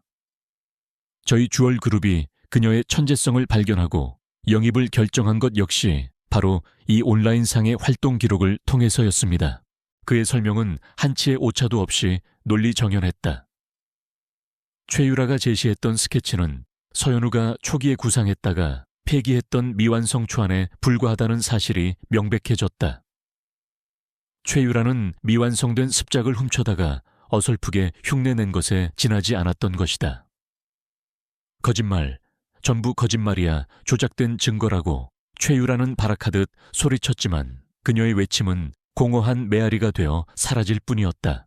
심사위원장이 직접 무대 위로 올라와 스크린의 자료를 면밀히 검토했다. 그는 국내 최고의 디지털 포렌식 전문가이기도 했다. 잠시 후 그는 마이크를 잡고 떨리는 목소리로 선언했다. 이 디지털 저작권 기록은 위조나 변조의 흔적이 전혀 없는 완벽한 원본님이 확인되었습니다. 그의 선언은 최율에게 내려진 사형 선고나 다름없었다. 모든 것이 끝났다. 최유라는 다리에 힘이 풀린 듯 그 자리에 주저앉았다. 그녀는 넋이 나간 사람처럼 곁에 서 있는 강태준의 바짓가랑이를 붙잡았다. 태준 씨, 어떻게 좀 해봐요. 이게 아니잖아. 우리 계획은 이게 아니었잖아요. 그녀의 애원은 처절했지만 강태준은 그저 멍하니 스크린과 서현우를 번갈아 볼 뿐 아무런 행동도 하지 못했다. 그는 자신의 어리석음이 불러온 끔찍한 결과를 이제야 깨달은 듯 보였다. 심사위원장은 분노에 찬 목소리로 최유라를 향해 말했다. 최유라 씨, 당신은 동료 디자이너의 소중한 창작물을 도용했을 뿐만 아니라 이 신성한 무대를 기만하고 대한민국 패션계 전체의 명예를 실추시켰습니다. 지금 당장 서현우 디자이너와 국민 여러분 앞에 정중히 사죄하십시오. 그의 호통에 최유라는 겁에 질려 몸을 떨었다. 사방에서 사죄하라는 외침이 터져 나왔다. 결국 그녀는 경호원들에게 이끌려 마이크 앞에 섰다. 그녀는 고개를 숙인 채 모기만 한 목소리로 죄송합니다 라고 중얼거린 뒤 무대 뒤로 도망치듯 사라졌다. 그녀의 비참한 퇴장은 대한민국 패션 역사상 최악의 스캔들로 기록될 것이었다. 모든 소동이 정리되자 심사위원장은 다시 마이크를 잡았다. 그의 얼굴에는 이제 환한 미소가 걸려 있었다. 모든 오해와 불신을 딛고 자신의 진정한 가치를 증명해낸 서현우 디자이너에게 경의를 표합니다. 이제 최종 결과를 발표하겠습니다. 2025년 대한민국 디자인 대전 연계의 대상은 주얼그룹의 서현우 디자이너입니다. 그의 선언과 함께 장내에는 아까와는 비교도 할 수 없는 진심 어린 박수와 환호성이 폭포수처럼 터져 나왔다. 그제야 연우는 자신이 꿈을 꾸고 있는 것이 아니라는 사실을 깨달았다. 꾹꾹 참아왔던 눈물이 뺨을 타고 흘러내렸다. 그것은 슬픔이나 분노의 눈물이 아니었다. 자신의 결백이 증명되었다는 안도감과 자신의 꿈이 마침내 인정받았다는 벅찬 감격의 눈물이었다. 한지우는 조용히 그녀에게 다가갔다. 그는 아무 말 없이 자신의 재킷을 벗어 얇은 드레스 차림으로 떨고 있는 그녀의 어깨 위에 걸쳐주었다. 그 따뜻한 온기에 연우는 고개를 들어 그를 바라보았다. 그의 눈빛은 이제 모든 것이 괜찮다고, 정말 잘 해냈다고 말해주고 있었다. 그녀는 그에게 뭐라 감사의 말을 전해야 할지 알 수 없었다. 무대 한쪽 구석에서 강태준은 이 모든 광경을 망연자실하게 지켜보고 있었다. 자신을 향한 원망 대신 한지훈을 향해 안도와 감사가 가득한 눈빛을 보내는 서연우의 모습을 그는 깨달았다. 자신이 저지른 행동이 그녀를 얼마나 깊이 상처 입혔는지, 그리고 그 결과로 그녀를 완벽하게 자신의 경쟁자에게로 밀어버렸다는 사실을. 난생 처음 느껴보는 지독한 후회와 질투가 그의 심장을 꿰뚫었다. 그는 완벽하게 패배했다. 대한민국 디자인 대전의 후폭풍은 예상보다 훨씬 거셌다. 다음 날 아침 모든 신문과 방송 뉴스의 헤드라인은 K그룹 희대의 표절 스캔들이라는 자극적인 제목으로 도배되었다. 주식시장이 개장하자마자 K그룹의 주가는 기록적인 속도로 폭락하기 시작했고, 기업 이미지는 하룻밤 사이에 돌이킬 수 없을 정도로 추락했다. 그룹의 모든 것이 위태로워진 최악의 상황이었다. 강태준은 자신의 차 안에서 미친 사람처럼 운전대를 내리치며 울부짖었다. 옆자리에 앉은 최유라는 창백한 얼굴로 눈물만 흘리며 변명을 늘어놓았다. 태준 씨, 이럴 의도는 아니었어요. 분명히 완벽한 계획이었는데. 서연우가, 아니 한지훈이 미리 손을 써놨을 줄은 몰랐어요. 이건 함정이에요. 그녀는 모든 책임을 다른 사람에게 돌리기에 급급했다. 그 말에 태준의 이성이 마침내 끊어졌다. 그는 굉음을 내며 차를 갓길에 세웠다. 끼익 하는 날카로운 마찰음과 함께 차가 멈춘 곳은 인적 하나 없는 서울 외곽의 캄캄한 도로 위였다. 함정 모든 걸 망쳐놓고 이제 와서 그딴 소리가 나와. 태준은 증오가 가득한 눈으로 그녀를 돌아보았다. 그의 눈빛에 담긴 살기에 유라는 겁에 질려 몸을 떨었다. 내 덕분에 K그룹은 끝장나게 생겼어. 내 인생도 내가 이제껏 쌓아온 모든 것도 전부 물거품이 됐다고 알아. 그는 그녀의 어깨를 거칠게 붙잡고 소리쳤다. 내려. 그의 목소리는 얼음처럼 차가웠다. 유라는 자신의 귀를 의심했다. 네, 태준 씨. 지금 뭐라고? 당장 내 차에서 내리라고. 태준의 고함에 유라는 울음을 터뜨리며 매달렸다. 제발 이러지 마세요, 태준 씨. 저 버리지 마세요. 네. 하지만 그는 더 이상 그녀의 눈물을 봐주지 않았다. 그는 차에서 내려 조수석 문을 열고 그녀를 길바닥으로 끌어내렸다. 네가 자초한 일이야. 내 능력으로 여기서 살아나가 보시지. 그는 경멸의 말을 내뱉고는 그대로 채 올라탔다. 유라는 흙바닥에 주저앉아 멀어지는 자동차의 후미등을 보며 절규했다. 안 돼, 강태준 나한테 이럴 순 없어. 하지만 그의 차는 미련 없이 어둠 속으로 사라졌다. 몇 주 후 서울의 최고급 호텔 연회장은 대한민국을 움직이는 명사들로 북적이고 있었다. 모교의 명예를 빛낸 동문들을 위한 연세 동문의 밤 행사가 열리고 있었다. 하지만 화기애애한 분위기 속에는 보이지 않는 긴장감이 흘렀다. 그들의 진짜 목적은 사교가 아니라 이 자리에 참석한다고 알려진 유럽의 신비로운 럭셔리 하우스 아우라그룹 아우레이 그룹의 CEO를 만나기 위함이었다. 아우라그룹은 최근 아시아 시장 진출을 선언하며 한국의 유력 기업 한 곳과 대규모 파트너십을 체결할 것이라고 발표했다. K그룹에게는 이번 계약이 추락한 명예와 실적을 회복할 유일한 동아줄이었고 주얼그룹에게는 업계 1위의 자리를 굳힐 절호의 기회였다. 모두가 아우라그룹의 CEO가 과연 누구일지 그리고 그의 선택이 어디로 향할지에 대해 촉각을 곤두쓰고 있었다. 연회장의 모든 시선이 입구 쪽으로 쏠렸다. 눈부신 스포트라이트와 함께 한지훈과 서현우가 모습을 드러냈다. 몇 주 전 비에 젖은 생쥐 같았던 신입 지원자는 이제 없었다. 우아한 블랙드레스를 입은 연우는 대전의 우승자다운 자신감과 기품을 뿜어내고 있었다. 그녀는 더 이상 누군가의 그림자가 아닌 스스로 빛나는 별이 되어 있었다. 사람들이 구름처럼 그들 주위로 몰려들었다. 서현우 디자이너님 정말 팬입니다. 대상 수상을 진심으로 축하드립니다. 한 회장님 정말 대단한 인재를 알아보셨습니다. 한지우는 자랑스러운 미소로 연우의 허리를 부드럽게 감싸며 그녀를 영향력 있는 인사들에게 직접 소개했다. 그의 모습은 단순한 상사를 넘어 그녀의 성공을 진심으로 기뻐하는 든든한 파트너 그 자체였다. 바로 그때 연 회장 반대편 입구가 소란스러워졌다. 강태준이 모습을 드러낸 것이었다.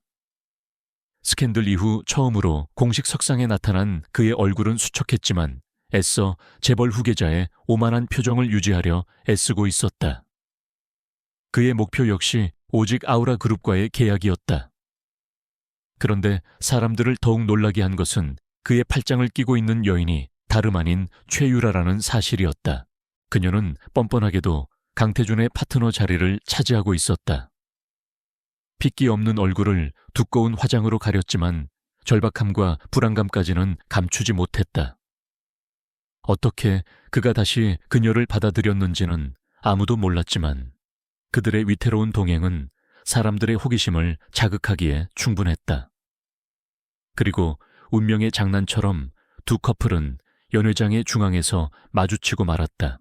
순간 그들 주위의 공기가 차갑게 얼어붙었다. 최유라가 먼저 비아냥거리는 말투로 침묵을 깼다. 어머, 이게 누구야? 대한민국을 대표하는 대상 디자이너님 아니셔. 아주 날개를 다셨네, 우리 연우씨. 그녀의 목소리에는 숨길 수 없는 질투와 도끼가 서려 있었다. 연우는 더 이상 과거처럼 움츠러들지 않았다. 그녀는 유라를 똑바로 바라보며 차갑게 대꾸했다. 날개는 스스로의 힘으로 다는 거지. 누구에게 기생해서 얻는 게 아니랍니다, 최유라 씨. 그녀의 당당한 방역에 최유라의 얼굴이 일그러졌다. 강태준은 아무 말 없이 오직 연우만을 응시하고 있었다. 한지훈의 곁에서 당당하게 빛나는 그녀의 모습이 그의 가슴을 날카롭게 후벼 팠다. 저 자리는 원래 자신의 자리여야만 했다.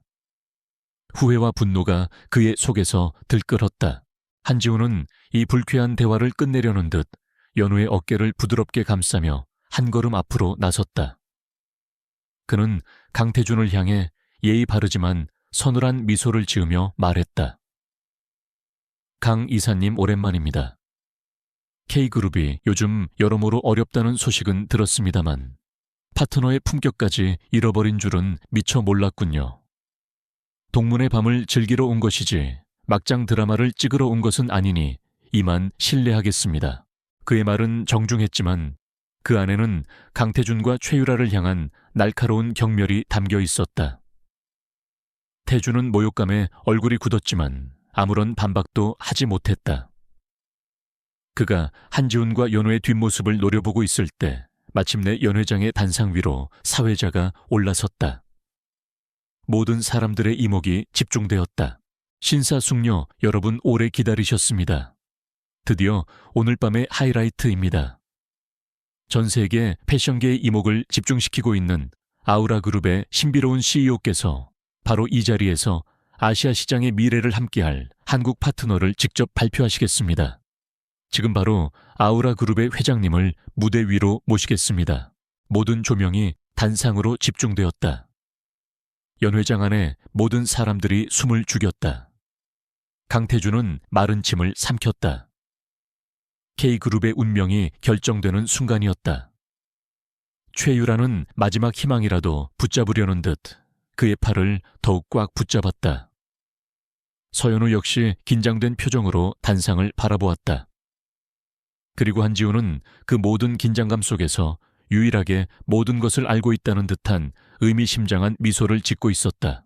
모두가 숨을 죽이고 단상을 주시하는 그 짧은 순간, 최유라는 마지막 발악처럼 서연우의 귓가의 독을 속삭였다. 마음껏 즐겨둬. 진짜 아우라그룹 회장이 나타나면 너 같은 애송이 디자이너는 거들떠보지도 않을 테니. 어차피 넌 주얼그룹의 장기판 위에 놓인 말에 불과하잖아. 그녀의 말에 강태준 역시 냉소적인 시선으로 연우를 훑었다. 그들의 눈에는 연우가 여전히 자신들보다 아래라는 오만함이 서려 있었다. 연우는 더 이상 그들의 말에 흔들리지 않았다. 그녀는 오직 단상만을 묵묵히 응시했다.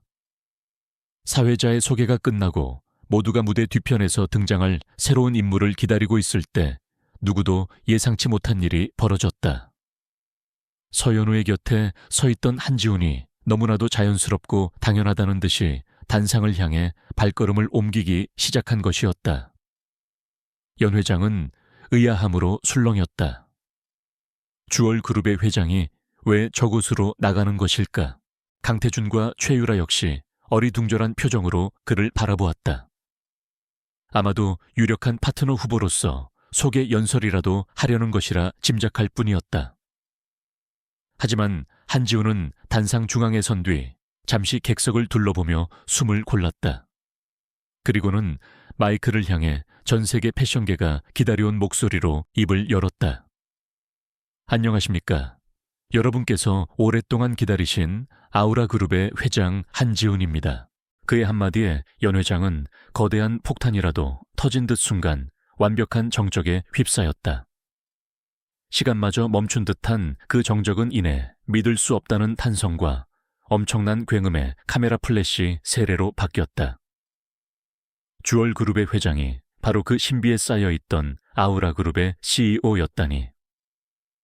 대한민국 재계를 통틀어 이보다 더 충격적인 비밀은 없었다. 최유라는 자신의 귀를 의심하며 넋이 나간 표정으로 그를 바라보았다. 강태준의 얼굴은 하얗게 질리다 못해 잿빛으로 변해 있었다. 그는 자신이 경쟁자라고 생각했던 상대가 사실은 자신이 그토록 잡고 싶어 했던 거대한 산이었다는 사실을 깨달았다.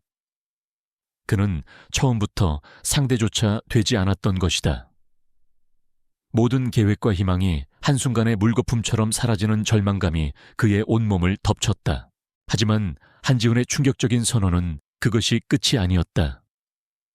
그는 장래의 소란이 조금 잦아들기를 기다렸다가 이번에는 세상에서 가장 부드럽고 따뜻한 눈빛으로 객석에 서 있는 서연우를 응시했다. 그의 시선을 따라 모든 사람들의 이목이 다시 한번 연우에게로 집중되었다. 그리고 오늘 이 자리에서 한 가지 사실을 더 밝히고자 합니다. 저는 아우라그룹의 회장이기 이전에 지난 5년간 서연우 디자이너의 곁을 지켜온 온라인 친구이자 멘토였던 미스터 G이기도 합니다. 두 번째 폭탄 선언이었다. 이번에 가장 큰 충격을 받은 것은 다름 아닌 서연우 자신이었다. 미스터 G 얼굴도 이름도 모른 채 오직 온라인상에서 자신의 디자인을 가장 깊이 이해해주고 힘들 때마다 따뜻한 격려를 아끼지 않았던 단 한 사람. 그가 바로 한지훈 회장이었다니. 그동안의 모든 일들이 퍼즐 조각처럼 맞춰지기 시작했다. 면접날의 우연 같았던 만남 자신을 꿰뚫어 보던 그의 질문, 재생이라는 테마를 정확히 이해해주던 그의 통찰력, 그리고 표절 스캔들이 터졌을 때 결정적인 증거를 제시하며 자신을 구해줬던 그의 모습까지. 모든 것이 우연이 아니었다. 그는 처음부터 모든 것을 알고 그녀의 곁을 지키고 있었던 것이다. 연우는 저도 모르게 뒷걸음질 치며 입을 가렸다. 한지훈은 그런 그녀를 보며 안심시키는 미소를 지어 보이고는 다시 마이크를 향해 말을 이었다. 많은 분들이 아우라 그룹의 한국 파트너가 누가 될 것인지 궁금해 하셨을 겁니다. 하지만 저는 오늘 그 기대를 조금 다른 방식으로 충족시켜 드리고자 합니다. 그는 품 안에서 정교하게 봉인된 서류 봉투 하나를 꺼내 들었다. 아우라 그룹은 단순히 사업 계획으로 세워진 회사가 아닙니다. 아우라 그룹의 시작은 자신의 상처마저 예술로 승화시키는 한 천재 디자이너의 영혼과 열정, 바로 서연우 씨에게서 받은 영감에서 비롯되었습니다. 그의 고백의 장내는 다시 한번 경탄의 소리로 가득 찼다. 이것은 단순한 비즈니스를 넘어 한 사람에 대한 깊은 존경과 믿음이 담긴 이야기였다. 따라서 저희 아우라 그룹은 아시아 태평양 지부의 파트너를 외부에서 찾지 않기로 결정했습니다. 그는 서류 봉투를 열어 그 안에 임명장을 꺼내 들었다. 바로 이 자리에서 아우라 그룹에 보이지 않는 공동 창립자이자 아우라 그룹의 새로운 아시아 총괄 사장으로 서연우 씨를 공식적으로 임명합니다. 그는 무대에서 내려와 여전히 충격에서 벗어나지 못하고 있는 서연우의 앞으로 걸어갔다. 그리고는 모든 사람들이 지켜보는 앞에서 한쪽 무릎을 꿇는 기사의 예법으로 그녀에게 임명장을 정중하게 바쳤다. 그것은 단순히 사장을 임명하는 행위가 아니었다. 자신이 오랫동안 지켜보고 존경해온 여왕에게 왕관을 바치는 것과도 같은 경건하고 상징적인 의식이었다. 연 회장은 이제 경악을 넘어선 열광의 도가니에 빠졌다. 이것은 대한민국 재계 역사에 전무후무할 사건이었다. 하루아침에 신데렐라가 된 디자이너의 이야기가 아니라 숨겨져 있던 진정한 주인이 자신의 자리를 되찾는 대관식이었다. 연우는 떨리는 손으로 임명장을 받아 들었다. 아우라 그룹 아시아 총괄 사장 서연우. 자신의 이름 앞에 붙은 직함이 현실감 없게만 느껴졌다. 강태준은 그 광경을 보며 완벽하게 무너져 내렸다. 그는 자신이 하찮게 여기고 버렸던 여자가 이제는 자신조차 감히 우러러봐야 하는 존재가 되었다는 사실을 받아들일 수 없었다. 한지훈은 비즈니스뿐만 아니라 서연우라는 여자까지 자신이 가진 모든 것을 빼앗아간 완벽한 승리자였다. 그의 옆에 서 있던 최유라는 이미 영혼이 빠져나간 허수아비나 다름없었다. 그녀의 모든 야망과 계획은 이제 한 줌의 재가 되어버렸다. 연우는 임명장을 든 채 자신을 향해 따뜻한 미소를 짓고 있는 한지훈을 바라보았다. 고마움, 당혹스러움, 놀라움, 그리고 미안함. 수만 가지 감정이 그녀의 마음속에서 소용돌이쳤다. 그녀는 이제 더 이상 상처 입은 과거에 얽매여 있던 서연우가 아니었다. 한 남자의 절대적인 믿음과 지지 속에서 그녀의 인생은 바로 이 순간 누구도 상상하지 못했던 방식으로 완전히 새로운 막을 올리고 있었다.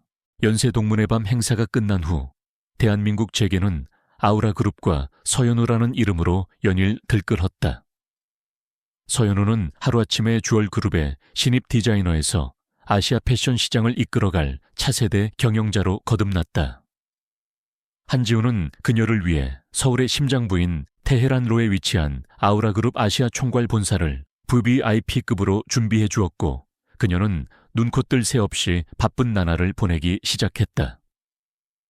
과거의 상처를 돌아볼 틈도 없이 그녀의 인생은 새로운 책임감과 눈부신 미래로 채워져 갔다. 반면 K그룹의 총수 일가는 몰락한 왕조처럼 암울한 침묵 속에 잠겨 있었다. 강 회장은 충격으로 쓰러져 병원 신세를 졌고 모든 비난의 화살은 강태준에게로 향했다. 그는 회사의 존망이 걸린 계약을 라이벌에게 빼앗겼을 뿐만 아니라 그 중심에 자신이 버렸던 여자가 있었다는 사실 때문에 재계의 웃음거리로 전락했다. 그의 자존심은 갈갈이 찢겨 회복 불가능한 상태에 이르렀다. 모든 것을 잃은 최유라는 절망의 늪에서 허우적거렸다. 강태준은 그녀를 거들떠보지도 않았고 패션계에서는 영구제명이 논의되고 있었다. 그녀에게 남은 것은 오직 서연우를 향한 지독한 증오와 복수심뿐이었다. 그녀는 이 모든 것이 서연우 때문에 벌어진 일이라고 그녀만 없었다면 자신이 모든 것을 가질 수 있었을 것이라고 굳게 믿었다. 그녀의 이성은 서서히 마비되어 갔고 위험한 망상에 사로잡히기 시작했다. 어느 늦은 밤 최유라는 검은 모자와 마스크로 얼굴을 가린 채 강태준이 사는 최고급 펜트하우스의 지하 주차장으로 숨어들었다. 그녀의 눈은 복수심으로 이글거리며 광적으로 빛나고 있었다. 그녀는 태준의 차고로 다가가 그의 에마인 붉은색 스포츠카를 발견했다. 그것은 한때 그녀가 조수석에 앉아 세상을 다 가진 듯 거닐었던 그녀의 욕망의 상징과도 같은 차였다. 그녀는 주머니에서 날카로운 송곳을 꺼내 망설임 없이 타이어 4개를 모두 찢어버렸다. 피식하는 소리와 함께 바람이 빠져나가는 소리가 그녀의 귀에는 세상에서 가장 아름다운 음악처럼 들렸다. 하지만 그것만으로는 분이 풀리지 않았다. 그녀는 미리 준비해온 검은색 페인트통을 열어 자동차의 매끈한 보닛 위로 전부 쏟아부었다. 붉은색과 검은색이 뒤섞여 흉측하게 흘러내리는 모습은 마치 피눈물을 흘리는 듯했다. 마지막으로 그녀는 서연우가 디자인 대전에서 선보였던 나비 모양의 브로치 모조품을 운전석 손잡이에 걸어두었다. 네가 내게서 빼앗아간 모든 것에 대한 복수야, 서연우. 그리고 넌 강태준 네가 얼마나 어리석었는지 평생 후회하게 될 거야. 그녀는 저주를 퍼붓고는 어둠 속으로 유령처럼 사라졌다. 다음 날 아침 중요한 투자자 미팅에 가기 위해 주차장으로 내려온 강태준은 자신의 눈앞에 펼쳐진 끔찍한 광경에 할 말을 잃었다. 처참하게 망가진 자신의 차는 마치 그의 현재 상황을 보여주는 것 같았다. 그의 얼굴은 충격에서 분노로 인해 참을 수 없는 모욕감으로 일그러졌다. 그리고 운전석 손잡이에 걸려있는 나비 브로치를 발견한 순간 그의 분노는 명확한 대상을 향해 폭발했다. SEO, 우. 그의 입에서 짐승의 으르렁거림 같은 소리가 터져 나왔다. 이제 아시아 총괄 사장이라는 권력까지 손에 쥔 그녀가 자신을 조롱하고 완전히 짓밟기 위해 이런 짓까지 벌였다고 그는 확신했다. 그의 상처 입은 자존심은 다른 가능성을 생각해볼 여유조차 주지 않았다. 그는 떨리는 손으로 스마트폰을 꺼내 연우의 번호를 눌렀다. 그 시각 서연우는 아우라 그룹의 임원들과 함께 화상으로 진행되는 파리 본사와의 첫 공식 회의를 주재하고 있었다. 한지우는 그녀의 옆에서 든든하게 자리를 지키며 회의를 지원했다. 바로 그때 그녀의 개인 휴대폰이 진동했다. 발신인은 강태준이었다. 그녀는 미간을 찌푸리며 전원을 꺼버리려 했지만 진동은 집요하게 계속되었다. 결국 그녀는 양해를 구하고 잠시 회의실 밖으로 나왔다. 여보세요. 그녀는 최대한 감정을 배제한 목소리로 전화를 받았다. 하지만 수화기 너머에서는 다짜고짜 고함이 터져 나왔다. 내 짓이지. 감히 나한테 이따위 짓을 해. 이제 그 자리까지 올라갔으니 내가 우스워 보여. 이 정도까지 해야 속이 시원했냐고. 태준의 목소리는 분노로 완전히 이성을 잃은 상태였다. 연우는 순간 무슨 말인지 이해할 수 없었지만 그가 자신을 범인으로 몰아가고 있다는 사실은 분명히 알 수 있었다. 무슨 말을 하는 건지 모르겠군요, 강태준 씨. 그리고 다시는 개인적인 일로 연락하지 말아 주십시오. 그녀의 목소리는 얼음장처럼 차가웠다. 그녀는 더 이상 그의 감정 쓰레기통이 되어줄 이유가 없었다. 그녀가 전화를 끊으려 하자 태주는 더욱 악에 받쳐 소리쳤다. 내 경고하는데 한 번만 더 내 눈에 띄면 그땐 정말 가만 안 둬. 황연우는 대꾸할 가치도 없다는 듯 전화를 끊어버렸다. 그리고는 그의 번호를 즉시 차단했다. 정말 끝없는 악연이었다. 그녀는 심호흡을 하며 감정을 추스르고 다시 회의실로 돌아갔다. 그녀의 표정을 살핀 한지훈이 걱정스럽게 물었지만 그녀는 괜찮다는 의미로 희미하게 미소 지을 뿐이었다. 그녀는 더 이상 과거 때문에 흔들리지 않을 것이라고 다짐했다. 그날 밤 강태주는 텅 빈 펜트하우스에서 홀로 독한 위스키를 들이켜고 있었다. 분노와 모멸감, 그리고 정체를 알 수 없는 상실감이 뒤섞여 그를 미치게 만들었다. 그때 현관의 도어록이 해제되는 소리가 들렸다. 그가 경계하며 현관을 보았을 때 그곳에는 최유라가 서 있었다. 그녀는 걱정스러운 표정을 지으며 그에게 다가왔다. 태준 씨, 연락이 안 돼서 너무 걱정돼서 와봤어요. 예전에 주셨던 예비키 아직 가지고 있었거든요. 그는 신경질적으로 손을 내저었다. 나가. 지금은 누구도 보고 싶지 않아. 하지만 유라는 나가지 않고 그가 마시던 술병을 빼앗아 들었다. 이러다 몸 상해요. 제가 태준 씨가 좋아하는 음식 만들어 왔어요. 뭐 좀 먹고 기운 내요, 네.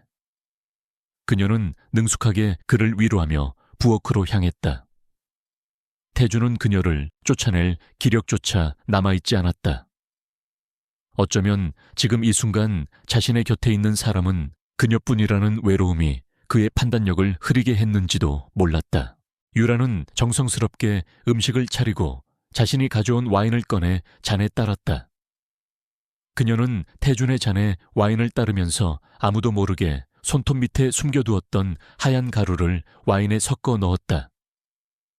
그녀의 손이 미세하게 떨리고 있었다. 이것만 성공하면 넌 절대 날 떠나지 못해, 강태준. 그녀의 눈빛은 위험한 집착으로 번들거렸다. 그녀는 자신의 잔을 들고 태준에게 다가가 애써 미소를 지었다. 우리의 미래를 위하여. 태준은 자포자기한 심정으로 와인잔을 들어 입으로 가져갔다. 바로 그때 그의 예민한 후각이 와인에서 나는 미세한 화학약품 냄새를 감지했다. 재벌가의 후계자로 자라면서 온갖 위협에 대비해 훈련받았던 그의 감각이 위험 신호를 보내고 있었다.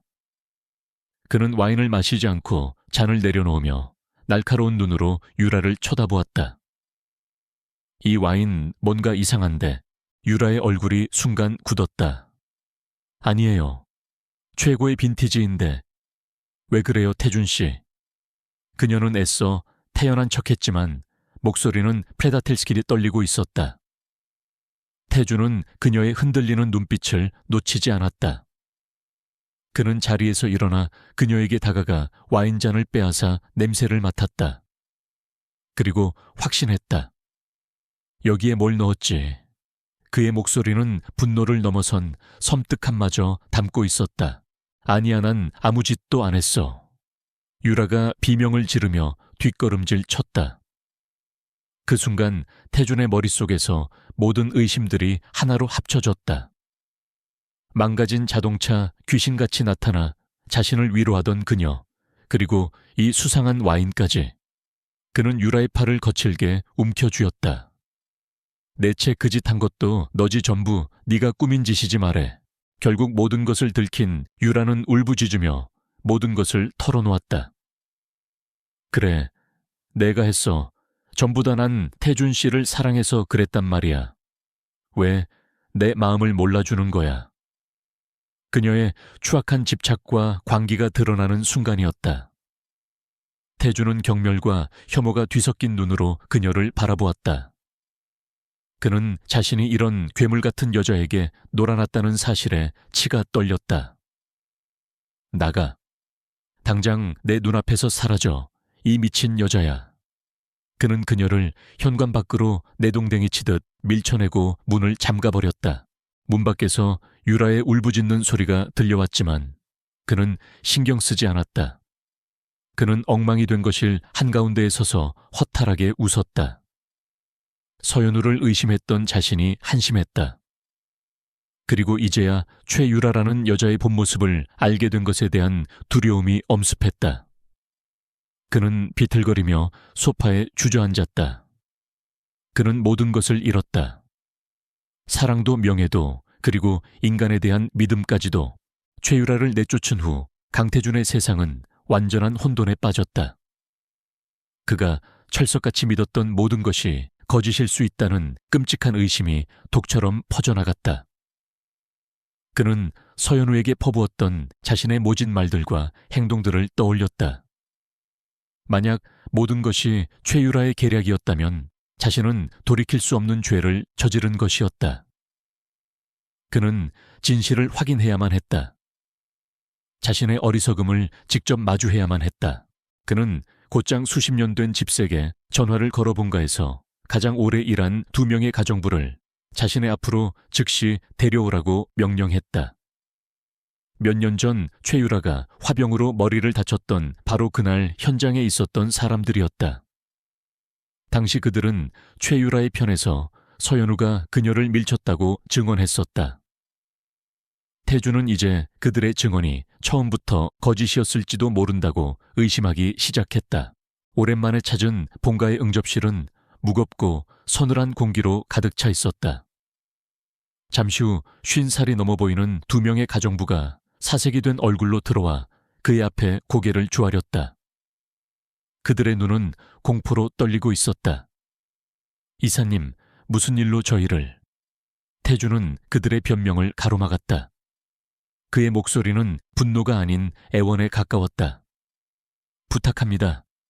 제발 진실을 말해주세요. 몇 년 전 최유라 씨가 화병에 머리를 다쳤던 그날, 제 눈을 보고 똑똑히 말씀해주세요. 그날 대체 무슨 일이 있었던 겁니까? 그의 간절한 눈빛에 그리고 모든 것을 알고 있다는 듯한 그의 기세에 가정부들은 더 이상 버티지 못하고 무너져 내렸다. 한 명이 흐느끼기 시작했고 이내 다른 한 명도 떨리는 목소리로 진실을 고백하기 시작했다. 죄송합니다, 도련님.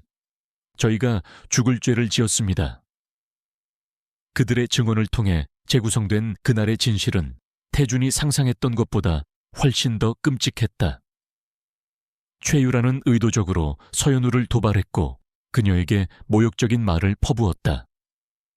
심지어 연우의 뺨을 먼저 때린 것도 최유라였다. 그리고 태준이 정원으로 나오는 소리가 들리자 그녀는 마치 연극을 하듯 스스로 화병 쪽으로 넘어져 머리를 부딪혔던 것이었다. 그때 서연우 아가씨는 너무 놀라서 그 자리에 쓰러지셨습니다. 최유라 아가씨는 도련님께 아가씨가 자기를 밀었다고 거짓말을 했고요. 저희는 해고당하는 것이 무서워서 차마 진실을 말씀드리지 못했습니다. 가정부의 고백은 계속되었다. 그날 이후로 아가씨는 뇌에 종양이 발견되어서 큰 수술을 받으셨습니다. 의사 선생님이 그때의 충격으로 기억에 문제가 생길 수도 있다고 기억 상실, 뇌종양 수술, 태준의 머리를 망치로 내려치는 듯한 단어들이었다. 그래서 그녀가 자신을 기억하지 못했던 것이었다. 자신을 향한 지독했던 사랑을 전부 잊어버린 것이 그녀의 변심이 아니라 자신이 가한 상처의 결과였다는 사실을 그는 이제야 깨달았다. 심장이 갈갈이 찢기는 듯한 고통과 함께 스스로에 대한 혐오감이 온몸을 덮쳤다.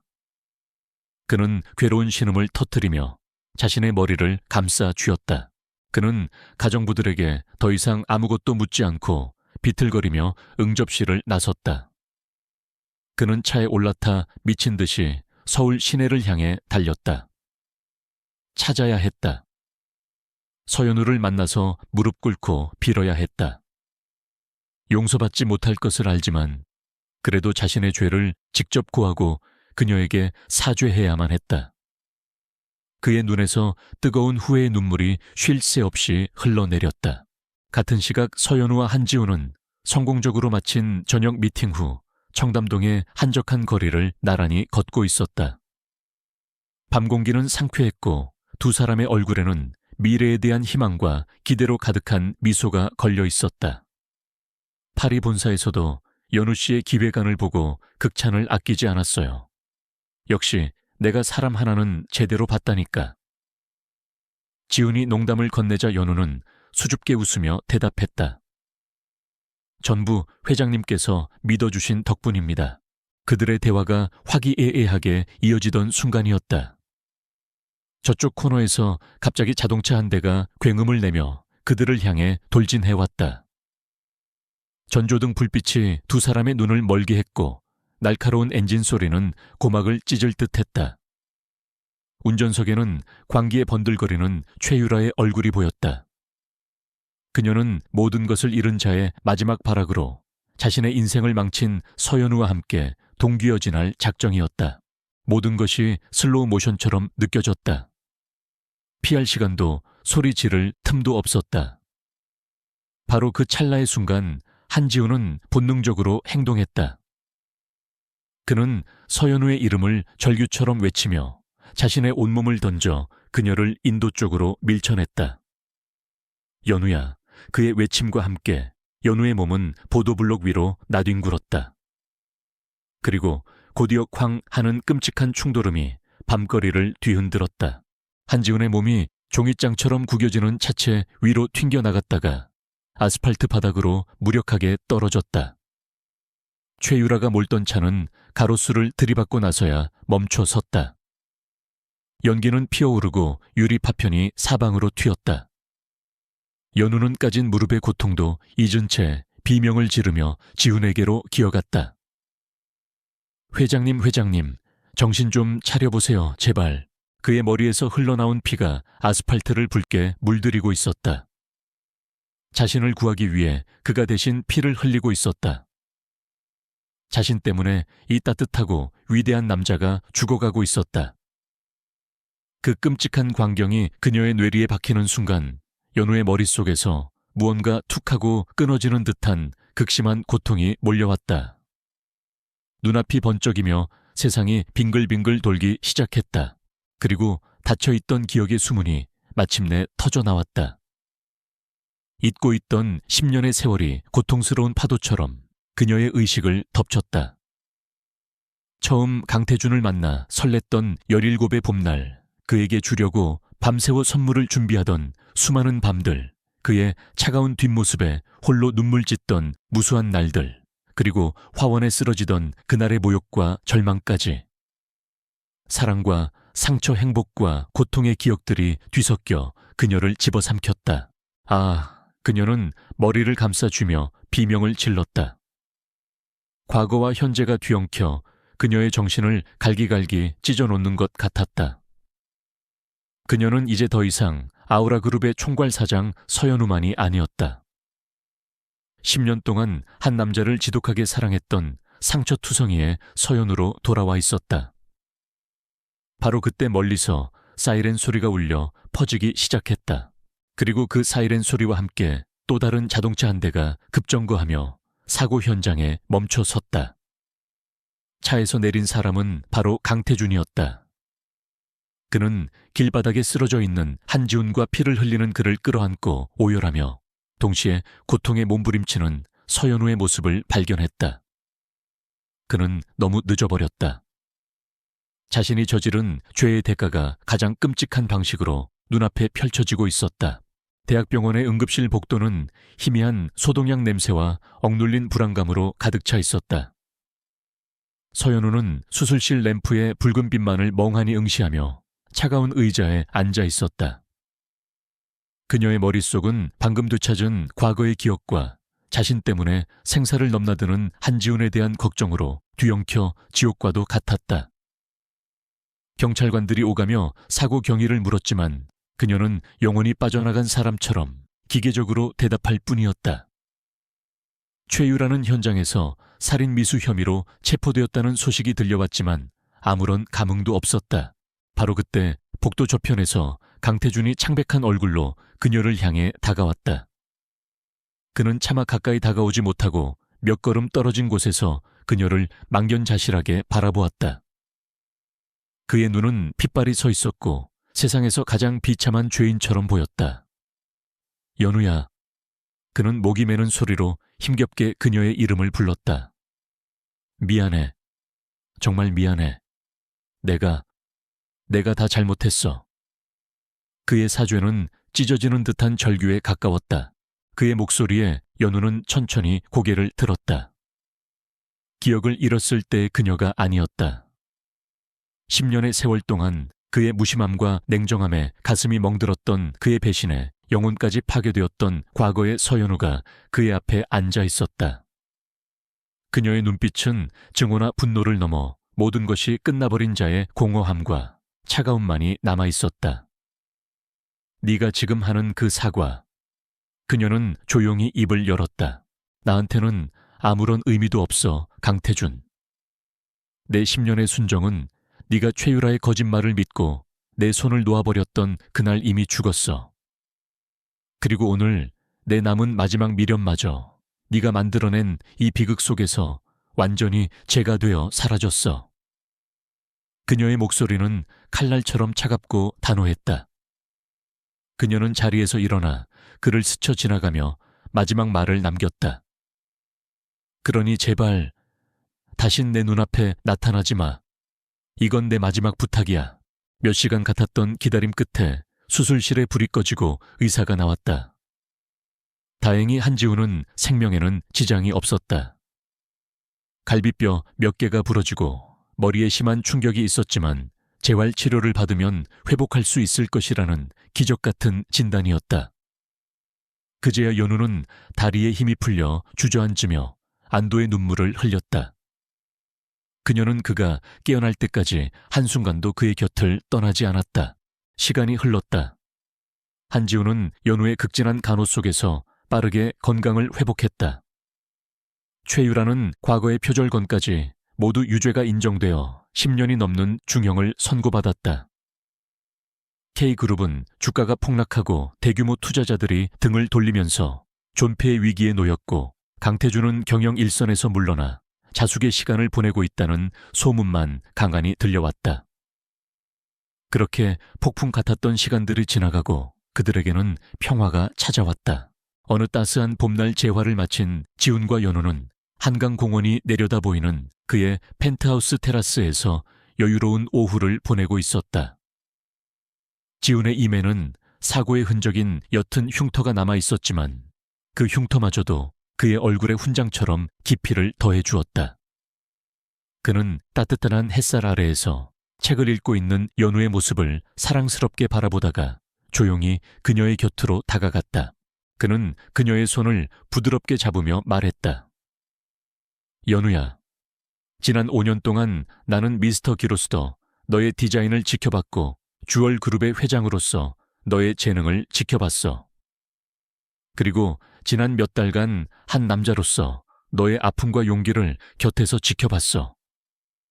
그의 목소리는 진중하고 따뜻했다. 이제는 너의 남편으로서 평생 너의 마음을 지켜주고 싶어. 그는 주머니에서 작은 벨벳 상자를 꺼내 열었다. 그 안에는 그녀가 디자인했던 나비 모양을 모티브로 한 세상에서 단 하나뿐인 다이아몬드 반지가 눈부시게 빛나고 있었다. 나와 결혼해 줄래, 서연우. 그의 진심 어린 청혼에 연우의 눈에서는 행복의 눈물이 흘러내렸다. 그녀는 망설임 없이 고개를 끄덕였다. 네, 그럴게요. 두 사람은 서로를 끌어안고 상처를 넘어 비로소 완전해진 사랑을 확인했다. 그들의 결혼식은 소박하지만 우아하게 가까운 지인들만을 초대하여 진행되었다. 순백의 웨딩드레스를 입은 연우는 그 어느 때보다 아름답게 빛났고 그런 그녀를 바라보는 지훈의 눈에서는 꿀이 떨어질 듯했다. 두 사람이 영원한 사랑을 서약하고 반지를 교환하는 순간 모든 하객들이 뜨거운 박수로 그들의 미래를 축복했다. 결혼식이 끝나고 가던 파티가 한창일 때 연우는 저쪽 나무 그늘 아래 홀로 서 있는 익숙한 인형을 발견했다. 강태준이었다. 그는 수척해졌지만 예전의 오만함 대신 깊은 슬픔과 성숙함이 깃든 얼굴을 하고 있었다. 그는 소란을 피우러 온 것이 아니었다. 그저 멀리서나마 그녀의 행복한 모습을 마지막으로 보기 위해 찾아온 것이 분명했다. 연우는 잠시 망설이다가 지훈에게 양해를 구하고 그에게로 다가갔다. 이제는 모든 것을 끝내야 할 시간이었다. 여긴 어쩐 일이야. 그녀의 목소리는 더 이상 차갑지 않았다. 모든 것을 용서한 것은 아니지만 더 이상 그를 미워하지도 않았다. 태주는 그녀를 보며 씁쓸하게 미소 지었다. 정말 아름답다, 연우야. 진심으로 축하해. 그는 잠시 침묵하다가 마지막 용기를 내어 물었다. 혹시 만약에 내가 조금 더 일찍 모든 걸 깨달았다면 우리 달라졌을까? 그것은 미련이 담긴 마지막 질문이었다. 연우는 조용히 고개를 저었다. 과거에 만약은 없어, 태준아. 우린 너무 많은 길을 엇갈려 왔고 난 이제 내 현재와 미래를 함께할 사람을 만났어. 너도 너만의 행복을 찾길 바라. 그녀는 처음으로 그의 행복을 빌어주었다. 그것이 그에게 내리는 가장 큰 용서이자 가장 완벽한 작별 인사였다. 연우는 그에게 등을 돌려 자신을 기다리고 있는 한지훈에게로 걸어갔다. 지훈은 아무것도 묻지 않고 그녀를 따뜻하게 끌어안았다. 두 사람은 서로를 마주보며 이제 막 시작될 그들의 눈부신 미래를 향해 함께 미소 지었다. 강태준은 그 모습을 홀로 서서 지켜보았다. 한때는 자신의 것이라고 생각했던, 아니, 자신의 것이어야만 했던 그 미소가 이제는 완벽히 다른 사람의 것이 되었음을 인정해야만 했다. 그의 뺨 위로 뜨거운 눈물 한 방울이 흘러내렸다. 그는 조용히 몸을 돌려 자신이 왔던 길을 되돌아갔다. 그는 사랑을 지키는 법을 몰랐던 대가로 모든 것을 잃었다. 아마도 그는 평생 이 후회를 안고 살아가게 될 것이다. 하지만 그것이야말로 그가 감당해야 할 온전한 그의 몫이었다.